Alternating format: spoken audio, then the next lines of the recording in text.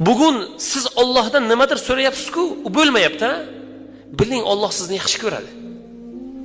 Sizni doim Allohga duo qilishingizni Alloh istayapti. Va biling birodar, bugun duolaringiz ba'zi birisi ijobat bo'lmayapti-ku, xafa bo'lmang. Qiyomatda Alloh berayotgan va sizga tayyorlab qo'ygan ajrlardan xursand bo'lasiz. Shuning uchun birodar, birov bilan urushmang. Birov pulga, molga, mansabga, bir narsaga talashsa siz talashmang. Siz berib yuboring. Siz berib yuborganingiz evaziga Alloh sizga qanchadan qancha ko'p narsa berishligini qiyomatda ko'ramiz birodar. Shuning uchun kuyinmang. Siz uchun xafa bo'lmang. Ba'zi bir narsadan bugun qiyinchiligingiz yoki pulingizda, yoki badaningizda, yoki qalbingizda, yoki bir ishingizda bir muammo va u muammo bugun hal bo'lmayotgan bo'lsa, siz xafa bo'lmang.